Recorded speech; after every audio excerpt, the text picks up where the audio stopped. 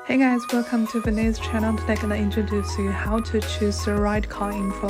Click setting, click car setting, find the assembly option, click CANbus setting, find an option which name is race, choose Toyota, choose Prado, click full generation, choose 10 to 13 or year.